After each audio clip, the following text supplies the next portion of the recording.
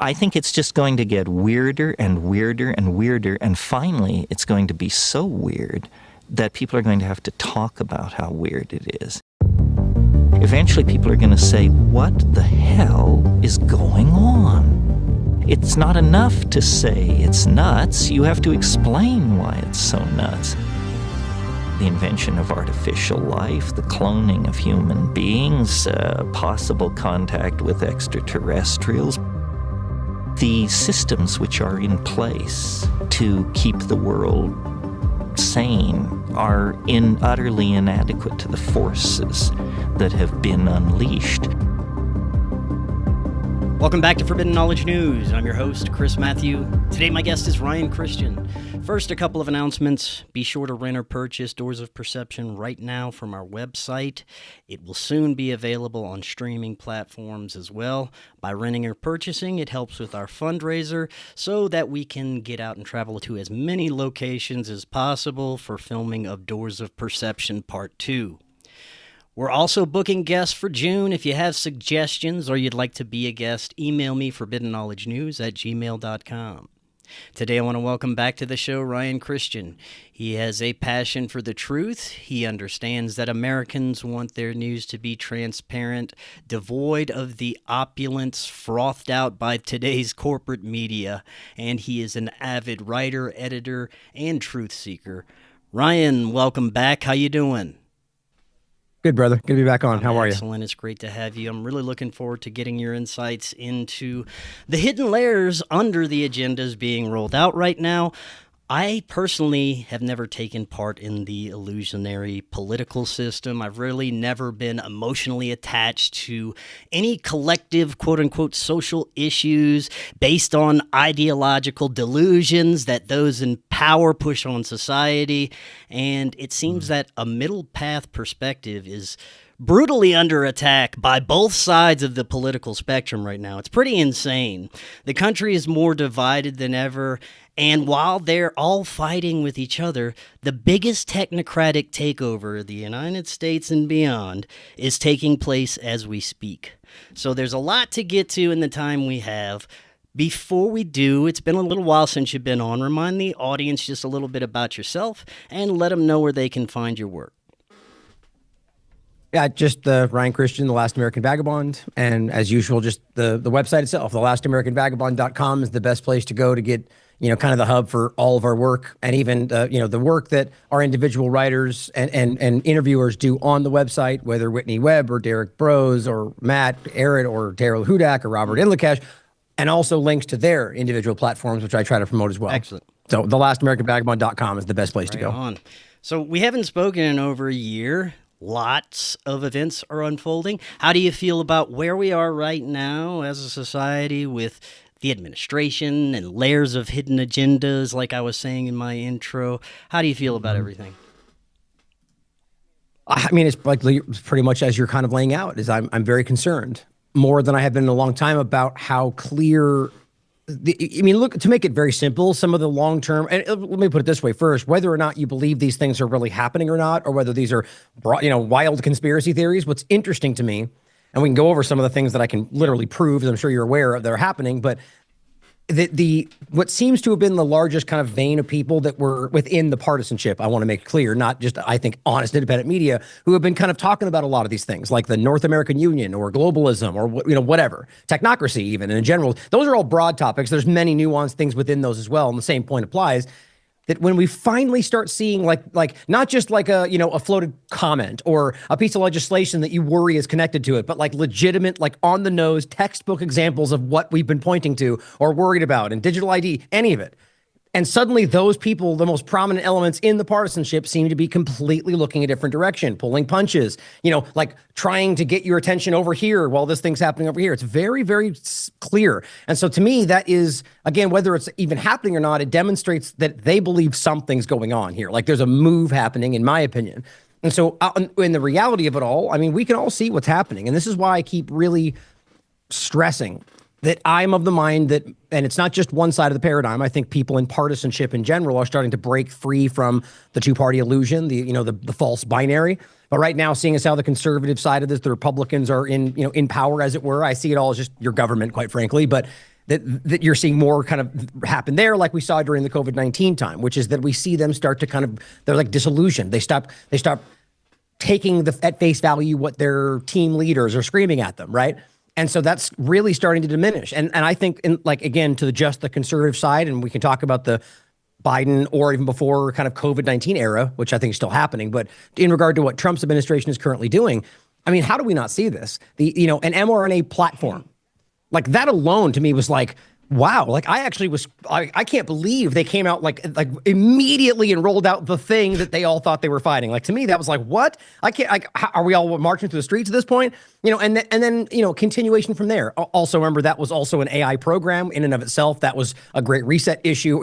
Even the joke at a small point of them leaning into, Tesla specifically, but electric vehicles. And I think that's just an hilarious sort of, it's a very good window into how easy it is to sort of just tell someone that they should like the different thing and all. It's the I support the current thing dynamic that's not unique to left and right. It is a partisan thing, It's team sport politics. But I can go off on 100 other examples, and I'll let you kind of see where you want to go with the conversation. But there's 100 different things, or even just in regard to just RK Jr.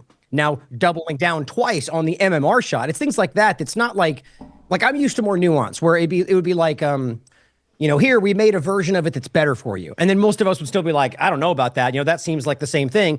But instead coming out and going, no, the thing I just spent my entire career telling you is like the one thing we should be fighting is now okay and safe and effective. I don't think average people, and I have to believe most people are not bad people and are really just being tricked by this, can see through that. And so I'm of the mind that the majority of people in partisanship now are at least kind of like, they still don't know what else to do. They're still choosing to lean into one side or the other because that's what they've been trained to think is all they have, but they're really uncomfortable. And I think we all sense that right now. And so does the power ship, the power structure. It's very interesting to see the level of almost hypnosis that some folks are under.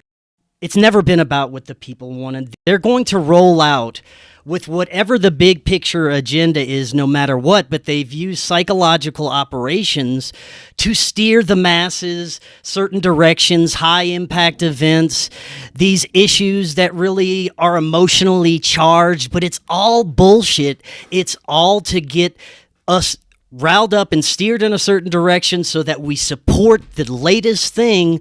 While we're supporting that, they're rolling out something that is going to enslave society. Typically, yeah. But I mean, I would point out that it's not always, there's, as you I'm sure know, there's plenty of events that just randomly happen that they just, we'll use that. That's perfect. Yeah. We'll use that too. We'll fold it in, never let a good crisis go to waste kind of a point, But yeah, I agree that it's if we can't see by now that power structures in general, and I want to stress that it's not always like some dark, sinister thing. I definitely think we can see that. I think that's the core problem here, and that's kind of the leading driving factor behind a lot of people like power moves in the world today. But there's a lot of people out there that just want money, that or even think they can work their way in and do good from within, and then find themselves 30 years later doing the same thing. It's like it's just the system corrupts. But I think the point is that it's clear that they will use whatever they can to achieve those agendas at hand. And to your point, I think the higher level of this is genuinely in every way, like, long-term elements. And it's not ever just one thing. There's always multifaceted plans. And to be clear, this is not just a theory or opinion. You can look through our own history. You can see, as I'm sure you know, their own outlines, the meetings that have now become public that once were secret. And you can recognize how clear it is that they kind of they channel the public always under the guise that it's for your interest or for the betterment of humanity. And again, maybe some people in there think that or lie to themselves, but we can see throughout history that's just for their power, right? It's for the rationale for the people that want to pretend they're not evil is that their power gives us better things, or that, like what Trump is doing right now, that, it's all the tariffs, which are going to hurt you directly, are all better because it'll trickle down to you in the end, or trickle-down economics to Reagan and before. It doesn't work, guys. The power never lets you get the things that they say. You're giving them power and money, and they claim that makes your life better. It's actually an argument that's really being stressed by the technocracy, the Silicon Valley kind of tech elitists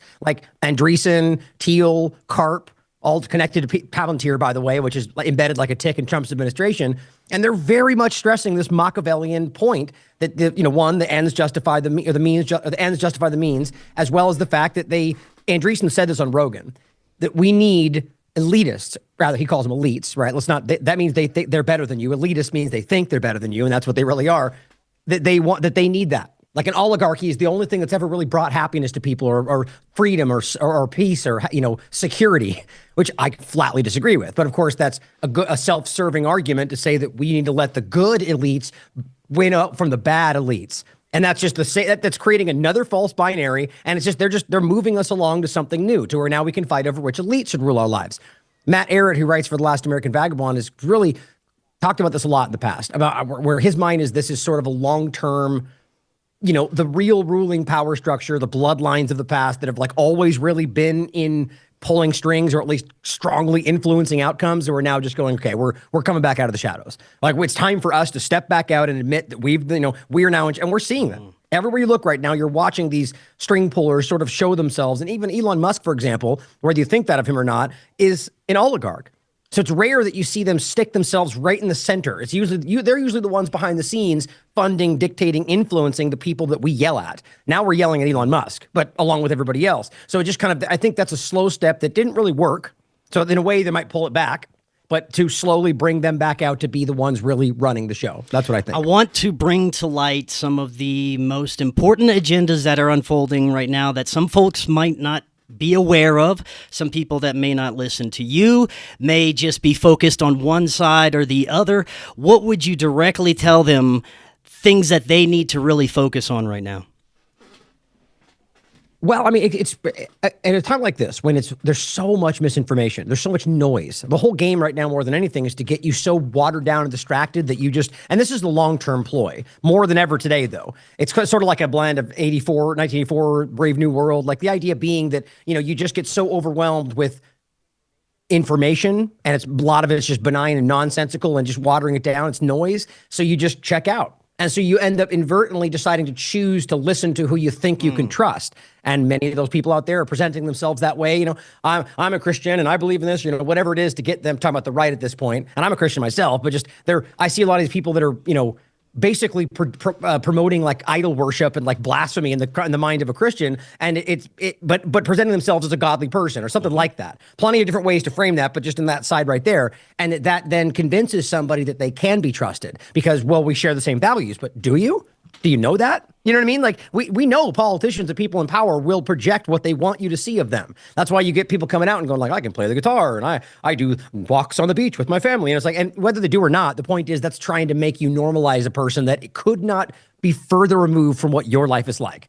It's like a different species as far as I'm concerned. Like people that are, with so much money that they don't even factor in, like even more so than a person who has so much money. Think about the generational wealth. A person who has grown up, had kids, their kids have grown up and had kids at the point to where they generationally for years, century, have never even thought once about whether they have to worry about money or whether they have to worry about food or whether they have to worry, or just if they can randomly decide to get whatever they want, whenever they want, anytime. Like think about how long that can go on before you are a different kind of person. Like that's a shocking thing to think about. And that's just what we can see. There's a lot more than that. But what your question was, what we should be paying attention to, I think that comes down or focusing on, it should be principles and integrity, principles and outcome, right? Because of all of that, we need to err as hard as we can on the side of what, like right now, I'm really stressing the idea of principles, because we keep getting to these points, like with the selection process, where most people out there are going to go, I mean, that was the conversation. I mean, they're both pretty ridiculous. Now, there was clearly the partisan sides that liked each other, liked their side. But most of what people heard was like, well, yeah, Trump's not the best. She's pretty crazy, but I don't know what else to do. And so my point was err on your principles. If you think neither of them are a good choice, then don't pick either of them. Now, whether or not you can go off on the conversation about what that might do and the consequences, that's a whole nother conversation. And I can tell you why I argue that your vote doesn't even translate to the outcome. My point is erring on the side of your principles, regardless of the consequences, is, in my opinion, never a bad thing. Like the point is that we have to make sure we're leaning into what we know we believe in, what we think is right, and then looking for nothing else than the outcome. Because what we get today, and there's been studies shown on this, that more people have leaned in these days, and I think it's because of social engineering, to thinking that what the politician says is really what matters. It doesn't matter what they've been doing for years or what they, or even like the point is they just yell, we're going to accomplish this, or we're going to bring in the golden age or whatever, or Biden's thing that he said, and all the same nonsense. And ultimately all that happens is the same linear agenda that's really never stopped. And all they want to hear is what they say next. Or, well, here's why that didn't happen. Here's what we're going to do next. So if you stand back and just go, okay, how long have they been saying that? How many times in a row has it not actually come to pass? So the only thing you can actually engage with is what you can prove. They didn't do what they said. Now, that doesn't mean they didn't mean to. Who knows? Maybe they have been stopped by those evil Democrats every time. It doesn't change the reality that the way the system is built is that's how that continues to work. So we have to stop looking at it as a partisan dynamic and just holding our government as a whole accountable.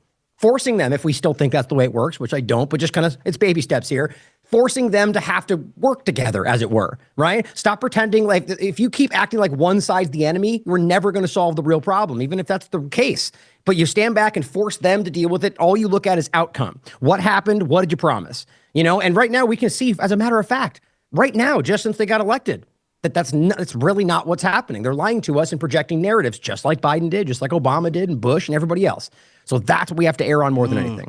There are also some extremely dangerous things unfolding that could have impact on Americans in a relatively short period of time.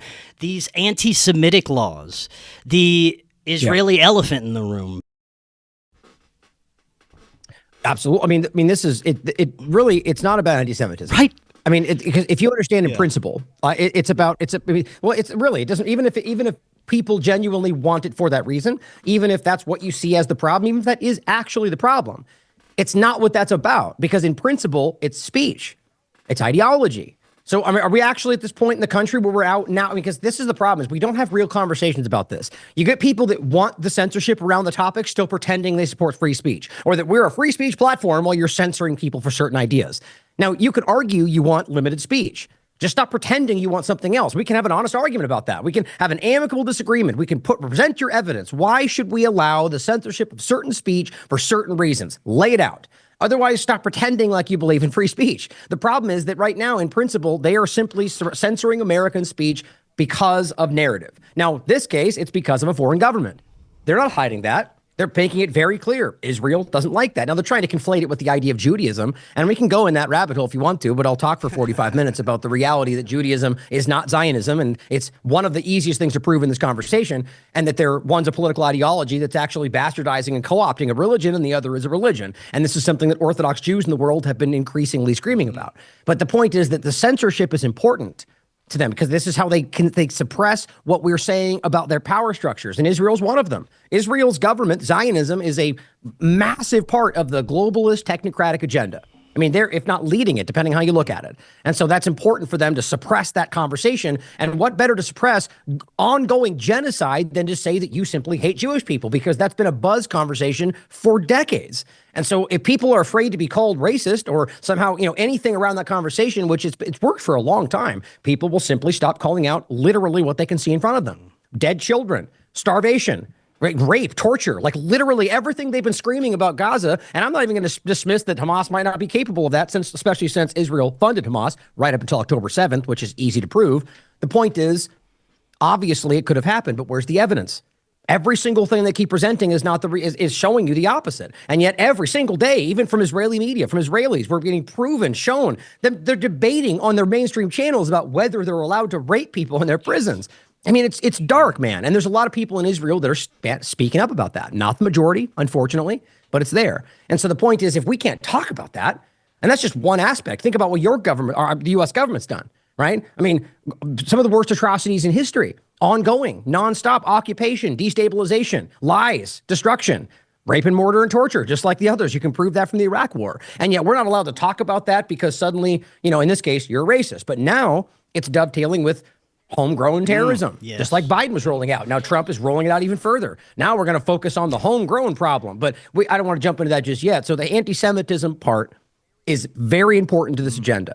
Because if you, again, back to the point, if you defend free speech and you believe the Constitution, if you believe in your rights, then you have to argue that we have the right to be anti-anything.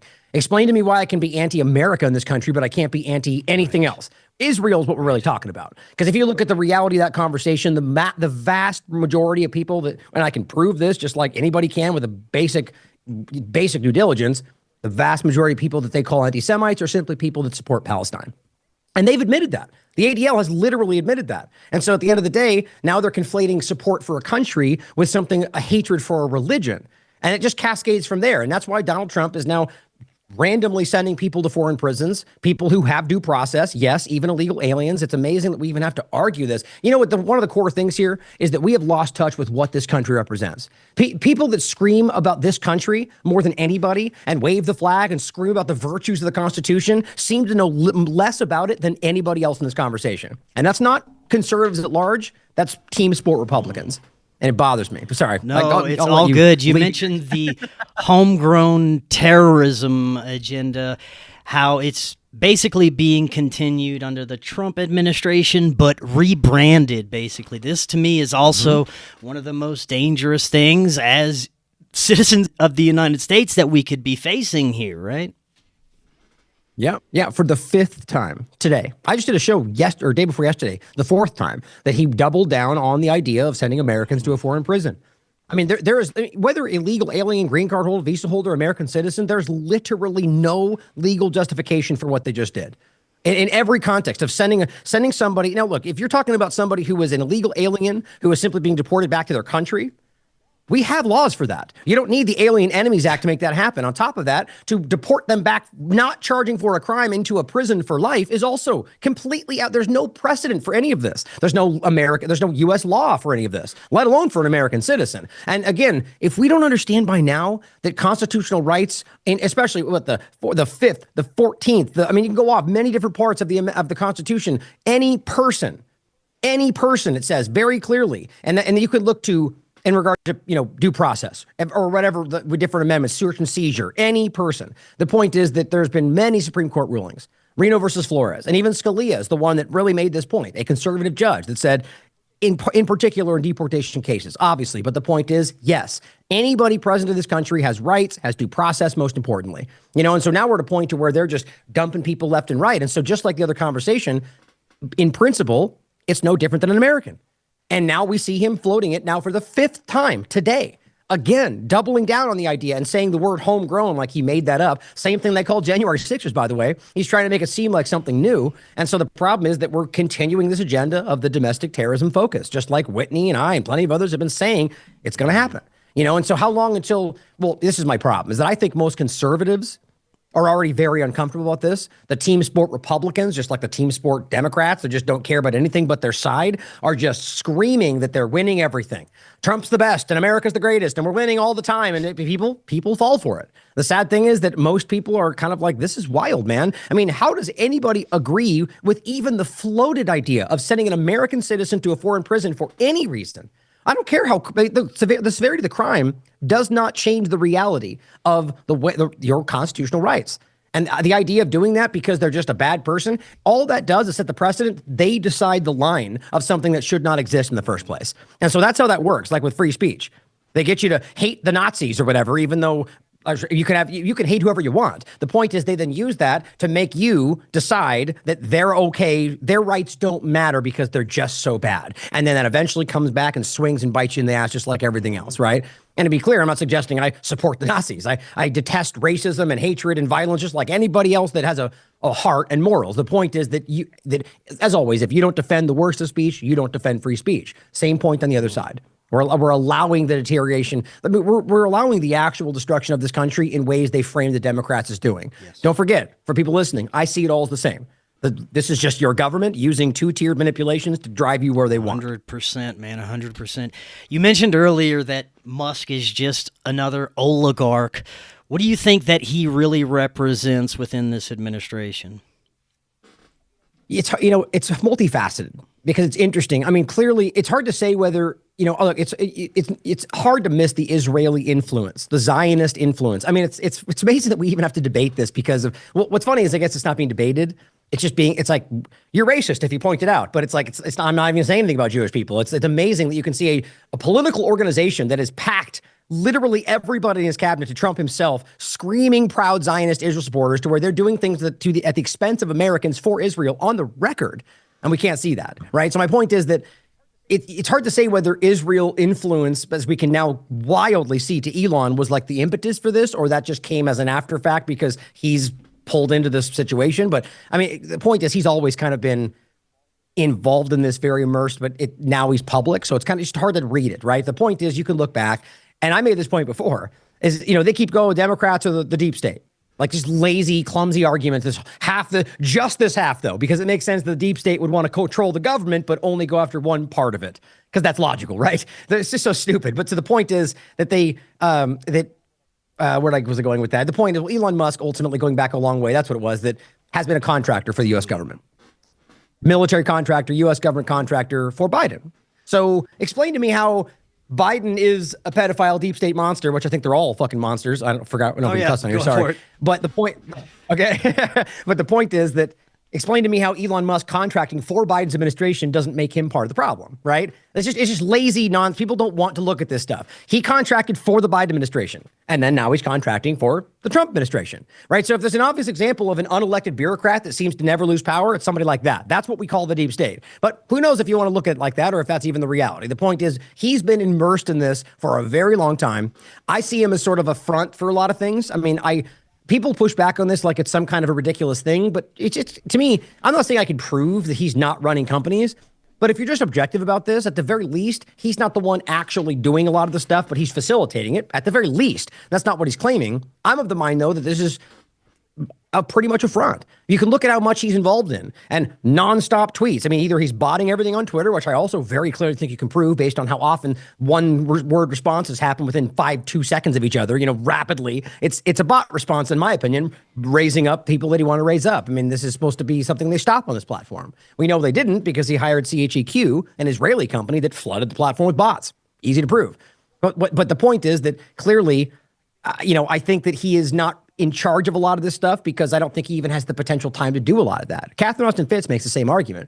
So you wonder what's really going on there. Like even XAI, for example. So DARPA had a program for explainable artificial intelligence, otherwise known as XAI, that ended in 2019.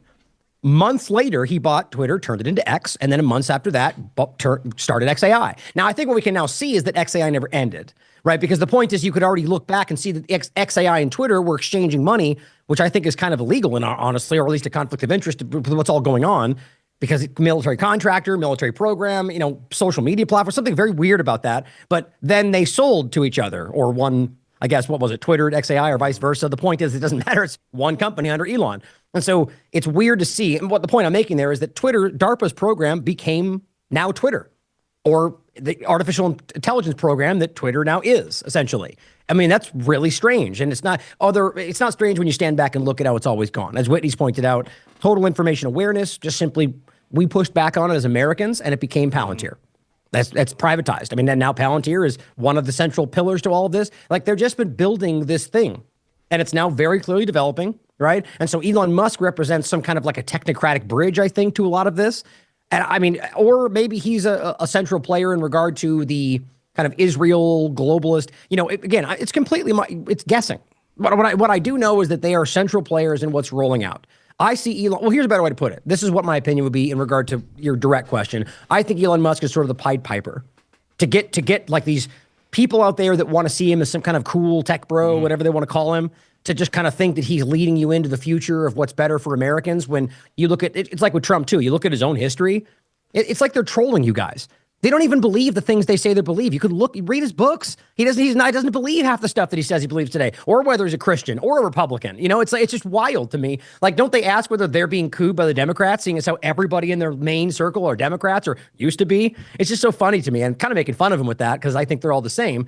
But I think Elon's a Pied Piper to bring them to a certain place to where, they kind of willingly choose the subjugation that's coming in the technocratic prison. That's to a fine point. That's what I really think. Speaking of technocratic prison, the real ID, digital IDs are back in the news and back in the public consciousness and seem to be rolling forward a little stronger than usual. The airlines are only allowing people with the real ID or passport to board planes. This is all building to the technocratic slave state that most people were deathly afraid of unfolding under the previous administration, but now it seems cool. Yeah. Or the team sport screaming Republicans act like nothing's wrong when people, if you look into the comments of anything about this, left and right, people are like, what the hell? Are calling out Alex Jones. Like, wow, who are you? What happened? Why aren't we calling this out? Like, I'm serious. Like, it's everywhere, man. It's just, these are people that just don't have 100,000 followers. but they still don't get any voice and nobody highlights it. I do my best to highlight it. I try to show people these small comments that nobody's seeing. It's all over the place, But I'm sorry, what was the your real question ID again? with the growing technocratic slave state. Right. Well, what's interesting that they didn't care before. That's what I jumped on, because I do think that's important. But the real ID aspect of this is very clear, and it's weird the way that it's not being addressed properly. You know what I mean? It's the same, kind of the same point we were just making, to where this, let's be very, if you don't know, your audience, I'm sure probably knows, I'm sure you've informed them about this, but the idea is that this is a national identification scheme.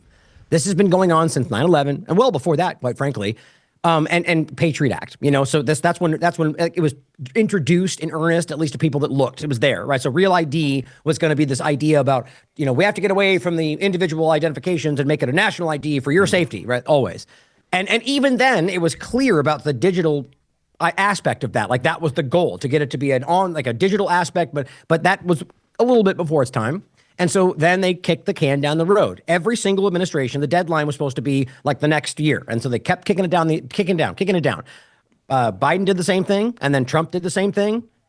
Or rather, Trump did the same thing, then Biden did the same thing, and now Trump's in power, and now he's rolling it out. So what's important to me is the first president to actually turn it into something that now is going to be real was Trump. Now, ask yourself why that makes sense. With everything we've talked about. Now, everyone always wants to give him the benefit of the doubt and say, oh, maybe it's just maybe you can't, maybe it's going to work out for us. Or, oh, it's just an ID, stop complaining. Like, to your point, the same people that 30 seconds ago were hair on fire about the same thing because Biden was doing it, it's just an ID. But the obvious point here is that this is rolling out, and it is part of the same agenda. And now we're at a point to where it will actually become the digital aspect. Because right now, the SAVE Act and the Real ID part of it, Real ID compliant identification, that is very clearly on their own documentation a stepping stone for the digital ID part of this. Like, that's what that creates. And so eventually when they then pull that rug, you already have your digital ID presence because of this Real ID overlap. Massey was making a point about this.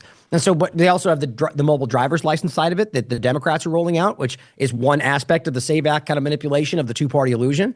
But now, underneath all of this, as I don't think the Senate's passed it yet, the SAVE Act, but I feel like it will, is that now you have the overlap to where for a while now, but now it's getting rapidly done, passports, birth certificates, they're rushing to make those digitized. So people are going, oh, you got your passports, oh, you got your birth certificates, what you do. And it does say that on there. But my point keeps being that this is just a means to an end. It's a one-step incremental thing. And now, while this is happening and they're getting you to think that you have other options, either before it even happens or right afterward, they're already pushing, and they have been for a long time, to make sure that your paper versions of everything else are simply no longer valid. And I'm like waving both those things at everybody at the same time, and it just seems like they can't connect the dots, I do want to point one thing out, though. May 7th is the day, the deadline, they say, to have it.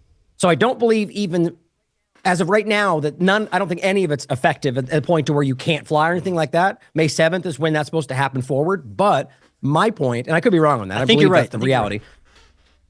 But what I think is important is that May 7th forward, Kristi Noem, for example, and the rest of them are like, you can't, like you're saying, you can't fly, you even domestically, by the way. And I was saying the same because that's what they were putting forward. But the more I looked into it, and Catherine shared this with me, there's basically a breakdown of like a PDF of the different things.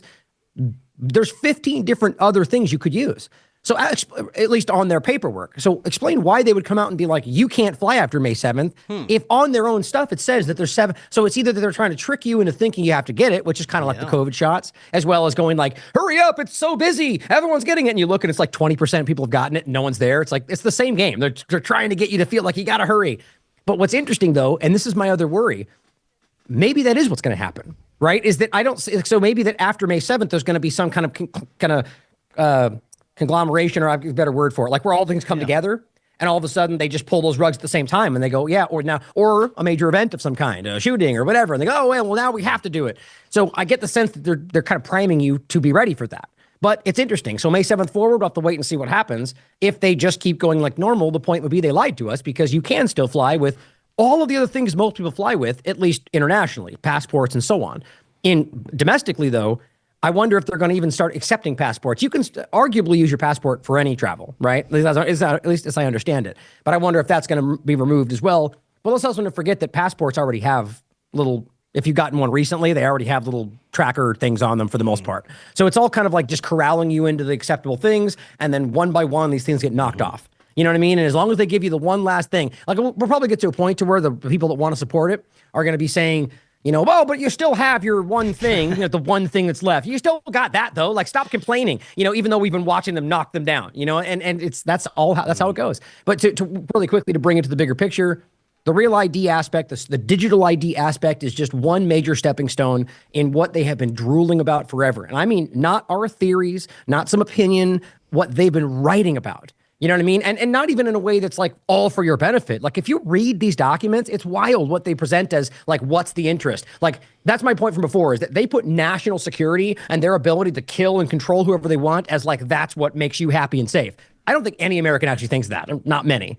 And so that's really what they're driving for. And once we get in this position, I think that's one of the nails in the coffin of putting us in a position where, you know, I mean, right now, if they're threatening Americans overseas, you know, or just disappearing people, like, this is the similar conversation digitally, but also in the real world, to where they can just turn you off, right? Your identification doesn't work. They just did this to immigrants, both illegal and people who were here legally, by the way, who were given basically authority to be here by Biden.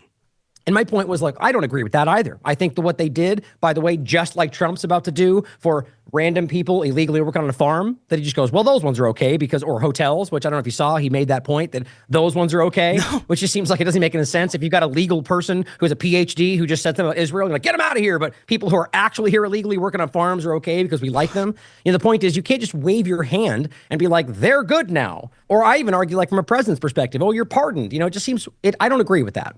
So when he calls out Biden for doing that for these people, even though I can also prove that plenty of them were actually running from political persecution or what our governments were doing overseas, they gave them asylum in some cases, right? And then they gave them social security numbers. And so I'm not saying you have to agree with that. I don't, in fact. The point is that it was what happened. And if we're going to apply it equally, then a president clearly has that power. Trump's doing it right now, even with the Afrikaners from South Africa. Come on, we'll give you citizenship, right? So the point is that they went and put those people's names and numbers on a death list, not telling anybody. So these people have been here for 10 years, have families and jobs, bank accounts, and they go up to the bank and their bank's gone, their money's gone. They're like, what's going on? They say, oh, you're dead.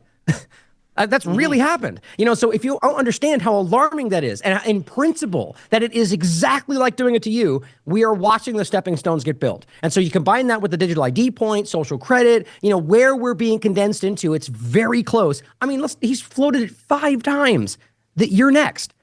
I listen, guys, when people tell you who they are, pay attention is the point, you know? So I just see that really coming together. Sorry, that wasn't a short edition. Man, so. This is great. Something else along those lines is, if you step back and look at all the agendas associated with vaccines and COVID and everything that happened after 2020, if you do enough research, it seems like there is a very organized attempt to alter humanity, to fundamentally alter what we are as humans. And we were led to believe that this current administration isn't down with that, and the vaccines aren't going to be a part of everything, and things will be different now. But like everything else we were discussing, the same train keeps rolling forward. There is a widespread agenda amongst these elites and these technocrats that we are headed towards this age where they want to biologically merge us with technology in some ways. And this has been an ongoing thing, but now we've got RFK flip-flopping on the vaccine shit. So we're in the same situation, except it's rolling forward even stronger. Yep. Yeah. Well, I mean, they're 2 different conversations, but they definitely overlap. But for me to frame them as 2 different conversations, you know, on just the health side, you know, he has. I often mix these. So to be clear, what I was saying earlier is MMR vaccine is the measles, mumps, rubella vaccine, which is something he's been fighting forever. I mean, it causes autism. It hurts people, and this is what science has shown. This is what the Vax documentary is about. This is what, you know, Del Bigtree and Andrew Wakefield, Arca Jr., Brian Hooker, these are people that have been screaming about this forever, and now suddenly it's just like safe and effective. It doesn't make any sense. Not a new one, same old shot that we know is dangerous. Even CHD called this out. Del Bigtree called it out and said that's not true. You know, it's wild. A lot of them give a pass. saying like, I don't understand, or I think he's being blackmailed. Probably. Who knows? I'm not going to say that unless I can prove it. But so that's crazy to me. And so then on top of that, we have the mRNA injection dynamic. You have Trump rolling out Stargate program, which is some, horrifying horror show of like, AI technology. It's just this terrifying thing they're doing. And the reality is, it's an mRNA platform for cancer, but really it means for whatever they want to make it for. And that's exactly what we were all fighting, and them included, right? So that is obviously happening. And then they immediately continued. It was January 17th, Biden's administration rolled forward the funding, hadn't do it yet, but started the process of funding a Moderna shot for bird flu. I don't believe it was mRNA, but it's clearly the same conversation, bird flu conversation, something RFK was just calling out, right? And January 20th, he gets inaugurated.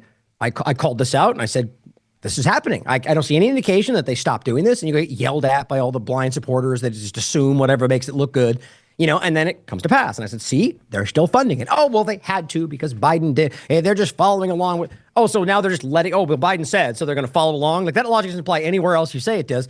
But then we saw it continue even more. Then they conditionally approved a shot for bird flu for humans. All right, an mRNA shot for it. That's now happening.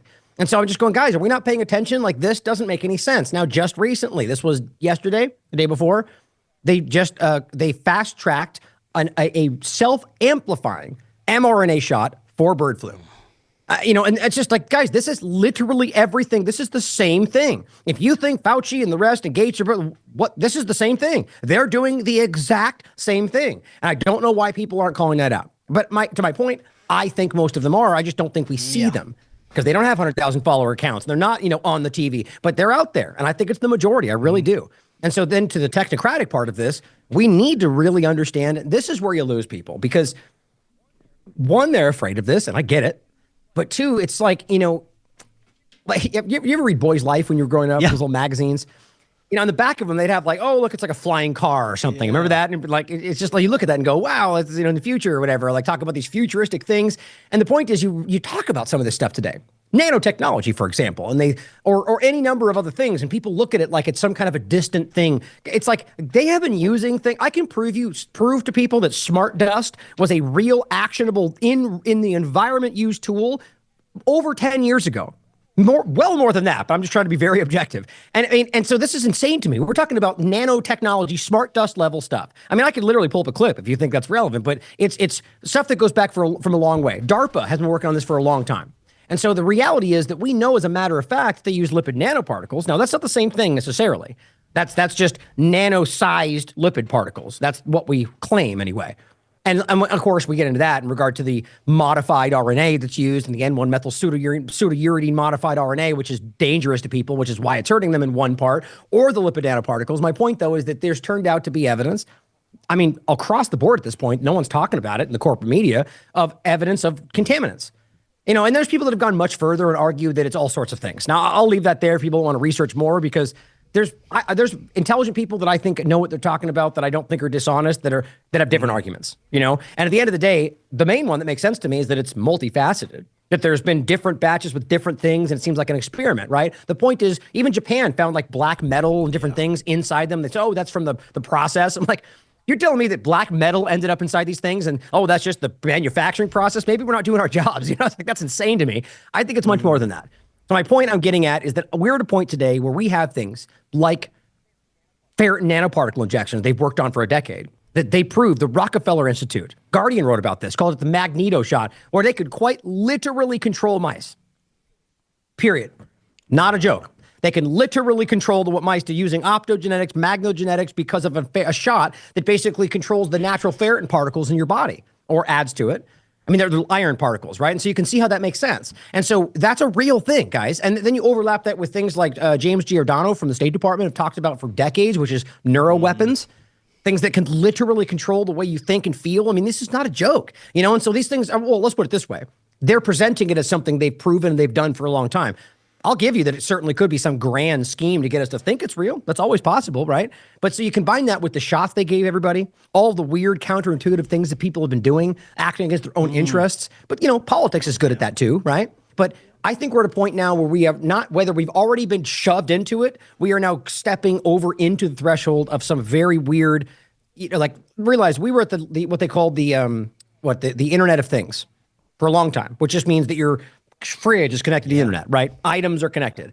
Then we had talked about the Internet of Nano Things, right? Where it's the little, like basically nanotechnology, things, and that's been for decades or more. I can prove that. Where you have nanotech that can float in the air that can have connected to, internet connection, whatever else, Wi-Fi, or rather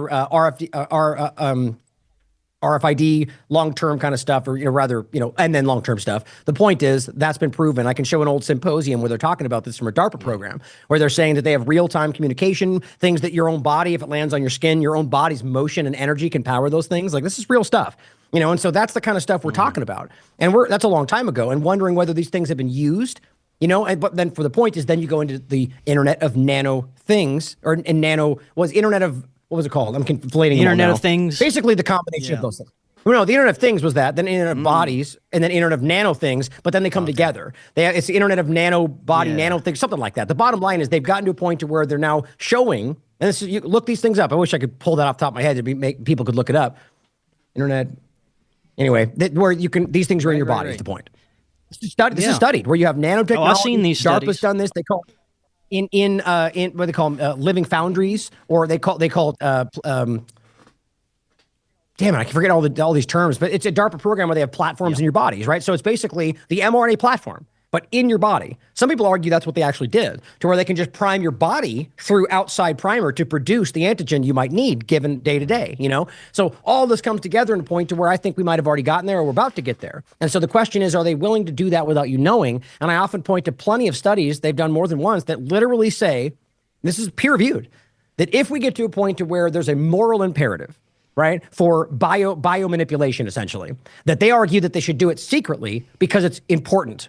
To make it very simple, it's a whole outlaid argument that if we're going to manipulate on the public for the interest of the country, and we're going to do it in a way that's about biomanipulation for the interest of the species, then we should do it without telling them because they wouldn't understand, is basically the argument. That's laid out in a scientific argument. And that was from, I think, 2018, and they've done more since.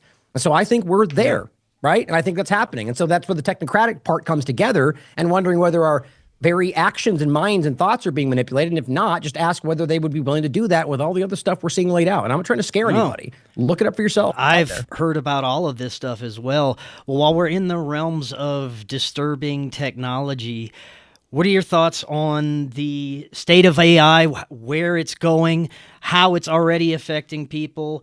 I noticed even in my life it's affected it because of the echo chamber algorithms that we're subjected to. We're only being exposed to a small amount of people that their algorithms are deciding to show our stuff to, and it's not even about catering to what people want to see. It's about what the AI or algorithm believes we should be seeing. And that's the point where we're already at, it seems, and it's just getting worse.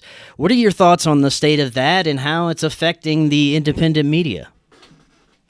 Yeah. Just by the way, I remembered, it's Internet of Bio Nano Things. There's people can look it up, right? It's very important. That's where I think we're beyond that too. But so AI is obviously a part of this, right? Because we have to realize that one thing is about just relaying information.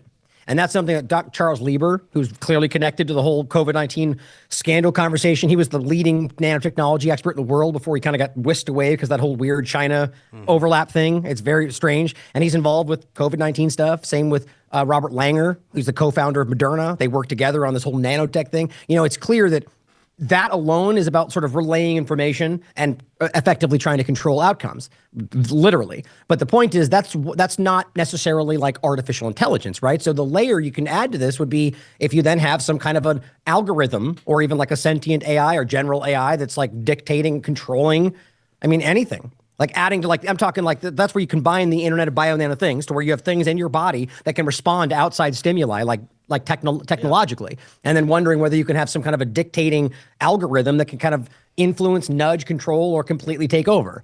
And this is my point from before.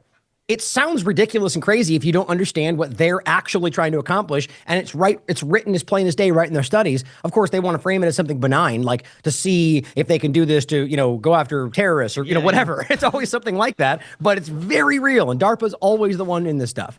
And so the AI aspect on that part of it is clearly terrifying because it's not just about control, but it's also about the amalgamation of the collection of just so much data to where, I mean, you have to realize that right now, and also studies written on this, the government has enough information on us to basically predict what we'll do to a very high percentile.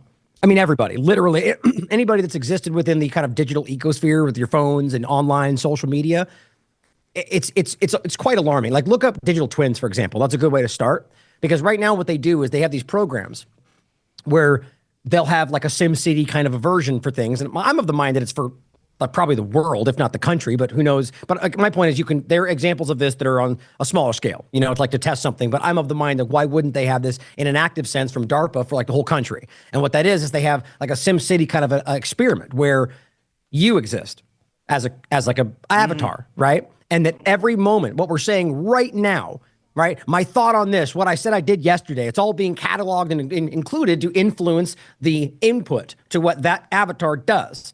Right. And so that, and it's like a SimCity. It wanders around and it lives out Ryan Christian's life, right? And does the show, whatever else. And so every time we add more information, it gets a little bit more specific and a little bit better at being able to predict what you'll do next month on Tuesday at 3 p.m. You know what I mean? Like, that's the kind of level that they're at. And if you really stand back and look at how much information is being collected, it's like, they argue at the very least, and this is why I always point out, maybe they're trying to just lie to us so we believe that, but that it's like an alarming level. There's different arguments of how lie, but like to the point to where they can usually predict what you'll do in certain circumstances if you've shown them over the years what you've been doing. And so that's a terrifying thing. So now you overlap that with what they've already been able to kind of scrape or take with what Elon's doing.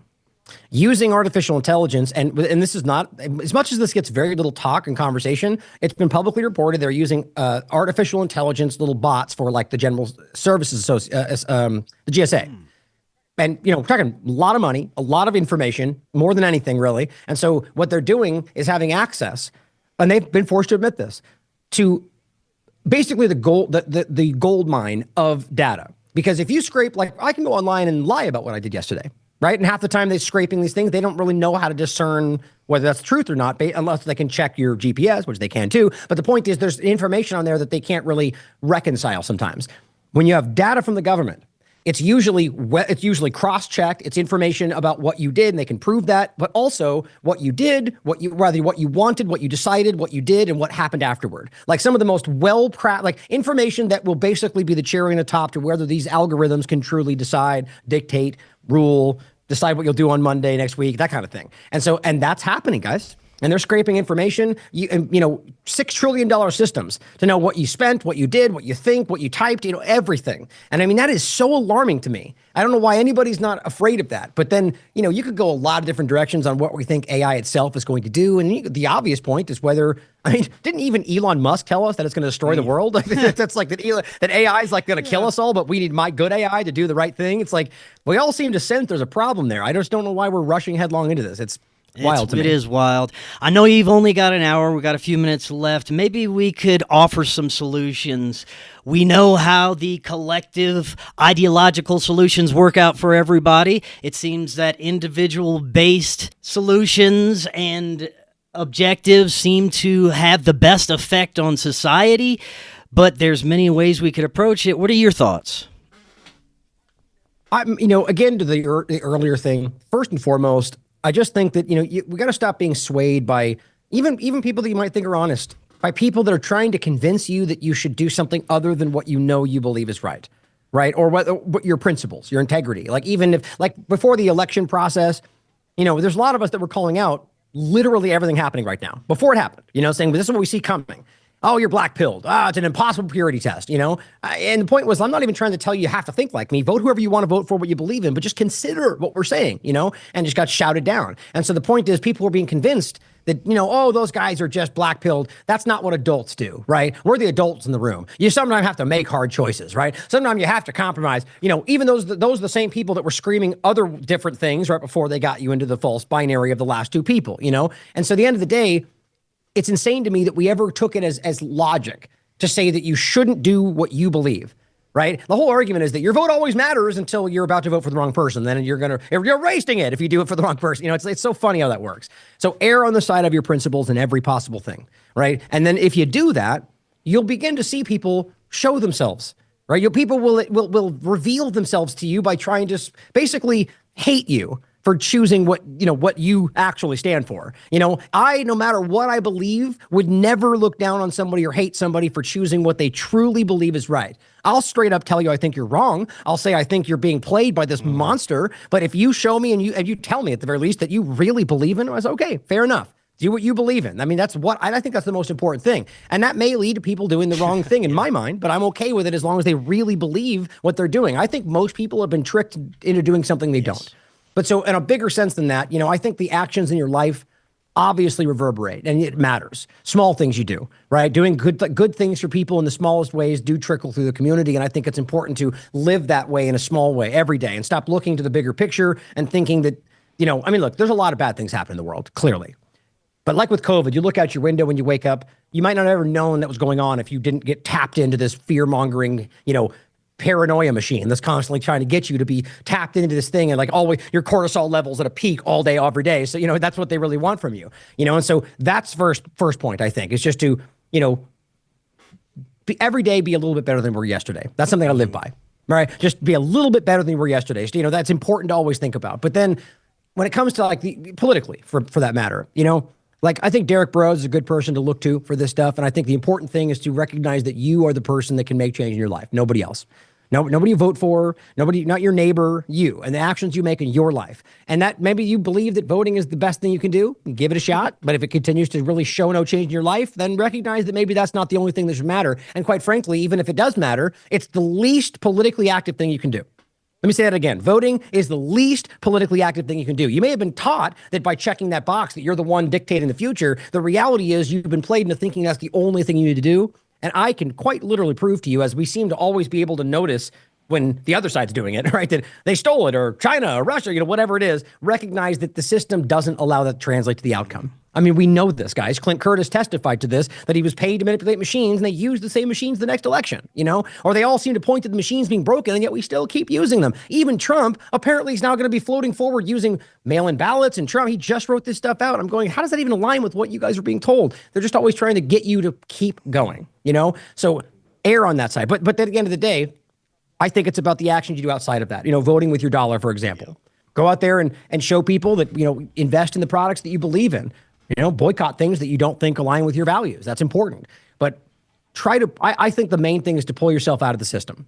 And that doesn't always mean go move in the woods somewhere. That's what they always try to pretend that's the only thing Derek's talking about. It's not, It's about trying to pull yourself out of this system. Find alternative methods, platforms, peer-to-peer exchange, right? The free exchange of free individuals is the only thing we should be fighting for, quite frankly, and make sure that we're not being hindered by some kind of power structure arguing this or that has to change because of that evil person over there. It's like it just never stops. That, I think, is the most important thing, is to show the system that you're not bound to it, pull out of it, recognize that if you don't give up that, consent, that ultimately the system can't continue, and I believe that. I know people disagree, but I think there's a possibility for our future where we don't even have to have government in our lives at all. I think government is the problem, but that's usually a step too far for most people, but I'm happy to talk about it in other podcasts, but that's what I ultimately think. So really just trust your heart. Stop listening to other people. There's a lot of good people out there that I think are just played by the partisanship to think that they're doing the right thing. But if you just continue to pay attention, not to the narratives, to what they're actually doing in the outcome, you'll quickly recognize that your values don't align. Right on. That's a great note to end on. Ryan, thank you so much. We'll definitely do this again in the future. And until next time, everyone, have an excellent evening. We'll talk again tomorrow. See y'all then. The Forbidden documentary, Doors of Perception, is available now for rent or purchase from our Vimeo site listed in the description below.